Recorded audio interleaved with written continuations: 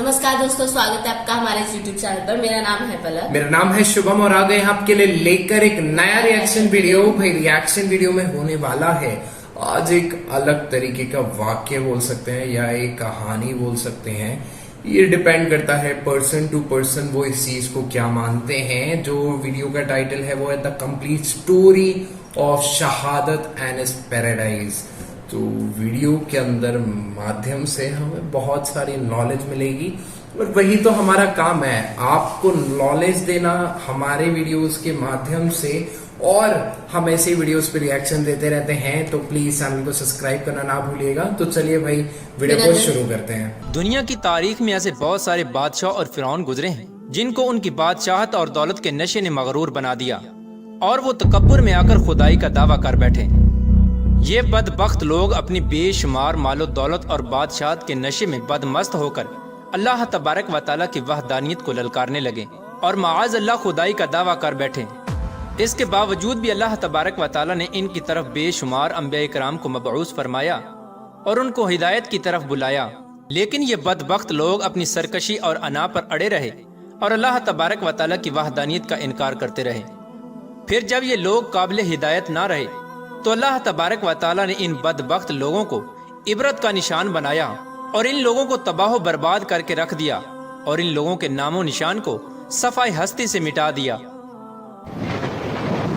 अल्लाह तबारक व तआला ने इन झूठे खुदाई के दावेदारों को ऐसी इबरतनाक मौत दी कि आज भी लोग इनसे इबरत हासिल करते हैं। प्यारे दोस्तों, खुदाई का दावा करने वाले बदबख्तों में से एक बदबख्त शद्दाद भी था, जिसने अल्लाह तबारक व तआला की वहदानियत को ललकारा और सरकश और नाफरमान हो गया।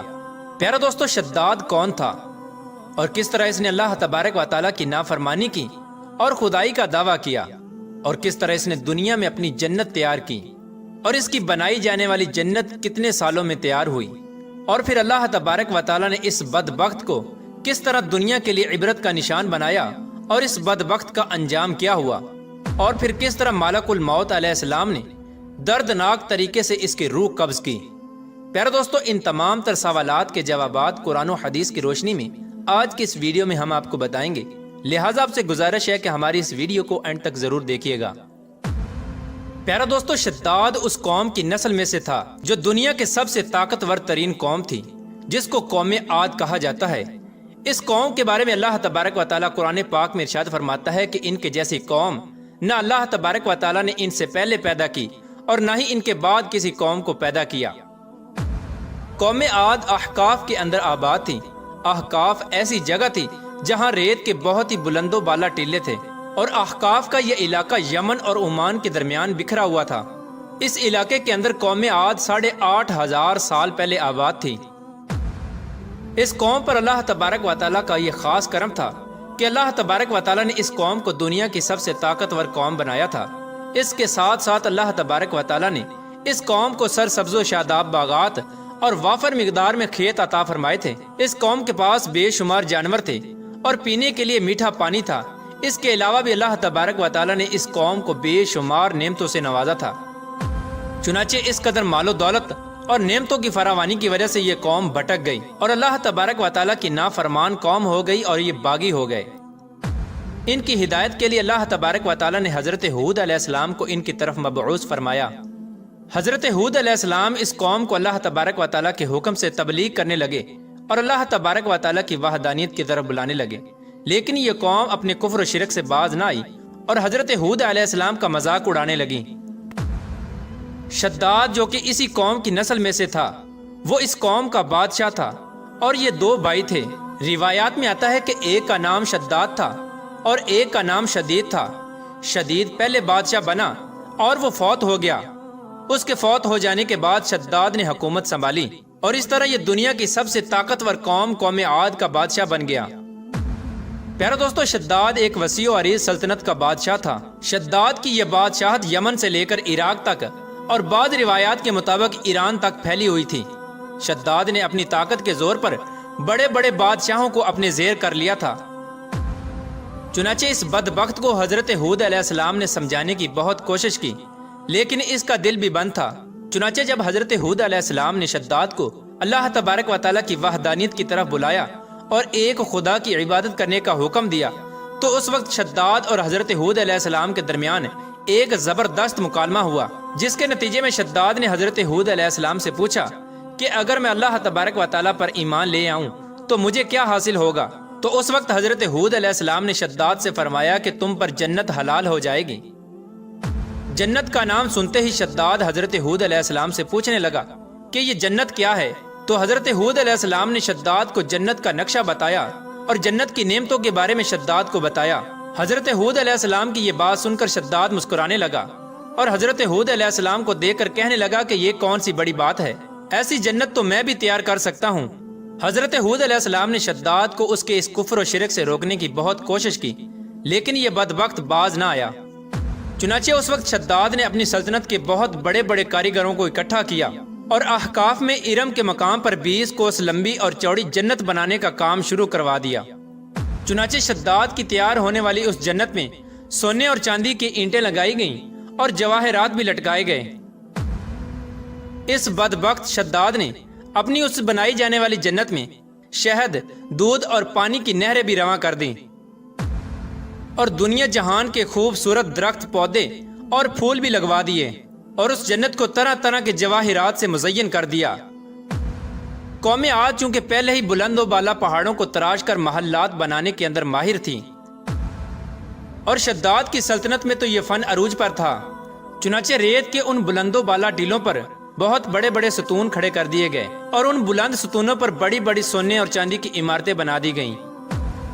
شداد نے یہ فیصلہ کیا تھا کہ جب تک اس کی بنائی جانے والی جنت تیار نہ ہوگی اس وقت تک وہ اپنی جنت کے اندر قدم نہیں رکھے گا۔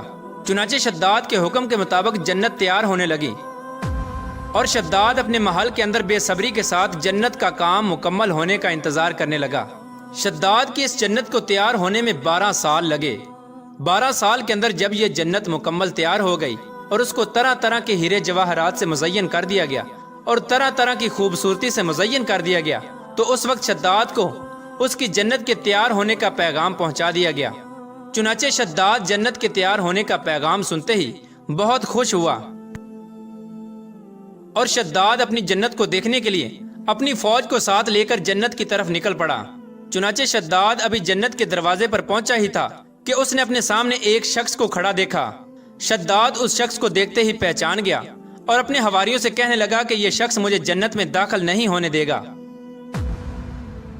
تو اس وقت شداد کے حواریوں نے شداد سے پوچھا کہ یہ شخص کون ہے اور یہ جنت میں کیوں نہیں داخل ہونے دے گا؟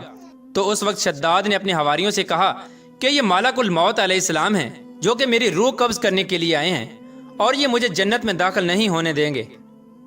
اس وقت شداد بدبخت ملک الموت علیہ السلام سے عرض کرنے لگا کہ مجھے صرف اپنی جنت میں قدم رکھنے کی مہلت دے دی جائے، لیکن اللہ تبارک و تعالیٰ کی طرف سے مقررہ فرشتے نے جواب دیا کہ مجھے اللہ تبارک و تعالیٰ کی طرف سے حکم ہے کہ میں تجھے تمہاری جنت کے اندر قدم نہ رکھنے دوں۔ شداد ملک الموت علیہ السلام کے سامنے بہت رویا اور گر گڑایا، لیکن ملک الموت علیہ السلام نے اللہ تبارک و تعالیٰ کے حکم کی تکمیل کرتے ہوئے شداد کی روح قبض کر لی۔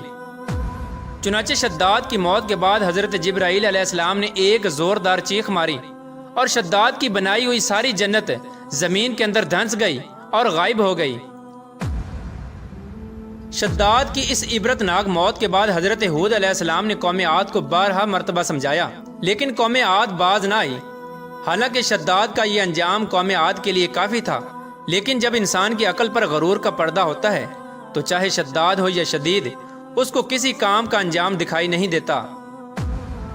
حضرت ہود علیہ السلام نے قوم عاد کو شداد کا انجام بتا بتا کر ڈرانے کی کوشش کی، لیکن قوم عاد باز نہ آئی اور اسی طرح اللہ تبارک و تعالیٰ کی نافرمانیاں کرتی رہی، یہاں تک کہ حضرت ہود علیہ السلام مایوس ہو گئے۔ اس وقت جب قوم عاد قابل ہدایت نہ رہی تو اللہ تبارک و تعالیٰ نے حضرت ہود علیہ السلام کو حکم دیا کہ وہ اپنے ساتھیوں کو لے کر اس علاقے سے چلے جائیں۔ اللہ تبارک و تعالیٰ کے یہ حکم پاتے ہی حضرت ہود علیہ السلام نے اس وقت آخری مرتبہ اپنی قوم کو سمجھانے کی کوشش کی، لیکن وہ لوگ پھر بھی باز نہ آئے، تو حضرت ہود علیہ السلام اپنے ساتھیوں کو لے کر اس علاقے سے روانہ ہو گئے۔ چنانچہ ان کے جانے کے بعد اللہ تبارک و تعالیٰ نے قوم عاد پر خوفناک آندیاں مسلط کر دیں۔ اللہ تبارک و تعالیٰ کی طرف سے آنے والی وہ خوفناک آندیاں اور طوفان 7 راتیں اور 8 دن تک چلتی رہیں، یہاں تک کہ وہ پوری قوم اپنے بلند ستونوں اور سونے اور چاندی کی عمارتوں سمیت زمین کے اندر دنسا دیے گئے اور غرق کر دیے گئے۔ اور اللہ تبارک و تعالیٰ نے اس قوم پر اس قدر دردناک عذاب نازل فرمایا کہ اس قوم کا نام و نشان تک نہ رہا۔ جس وادی کے اندر بڑے بڑے بلند و بالا محلات تھے، وہ تمام کی تمام وادی ایک ریت کے صحرا کے اندر تبدیل ہو گئی۔ قوم عاد کے اس علاقے کو اللہ تبارک و تعالیٰ نے اس طرح زمین کے اندر غرق کر دیا کہ وہاں پر صرف اور صرف ریت کے ٹیلے باقی بچے اور کسی بھی چیز کا نام و نشان نہ بچا۔ پیارے دوستو، اس طرح اللہ تبارک و تعالیٰ نے شداد اور اس کی قوم کا عبرت ناک انجام کیا اور ان لوگوں کو صفحہ ہستی سے مٹا دیا۔ اللہ تبارک و تعالیٰ سے دعا ہے، یہاں ہم نے یہ پہلے بھی ریاکشن دیا تھا، یہ نیا ایک یوٹیوب چینل ہے، انہوں نے یہ ویڈیو بنایا ہے، ریاکشن دیا تھا بٹ کچھ اس میں الگ تھا۔ اس کے اندر بھی یہ تھا، میں نے پورا اچھے سے وہ بھی سنا تھا۔ اور بھائی اس دن میں ہم نے یہی کہا تھا، آج بھی ہم یہی کہیں گے کہ جب انسان کا ایگو آ جاتا ہے کہ آئی ایم گاڈ، تو we are not God, we are nothing in front of God, ہم کچھ نہیں ہیں اللہ یا بھگوان کے سامنے۔ وہ بہت بڑے ہیں، ان کو سمجھنے کے لیے پوری زندگی بھی لگ جائے تو وہ کافی نہیں ہے۔ تو بس اس کو ہی ہمیشہ یاد رکھنا چاہیے۔ اور آج کے لیے اتنا ہی، ملتے ہیں آپ سے ایک نئی ویڈیو کے ساتھ میں بہت ہی جلد۔ تب تک کے لیے اپنا دھیان رکھیے، چینل کو سبسکرائب کریں اور ویڈیو کو لائک کریں اور کمنٹس کرتے رہیں۔ جلدی ملیں گے، Thank you. نمسکار۔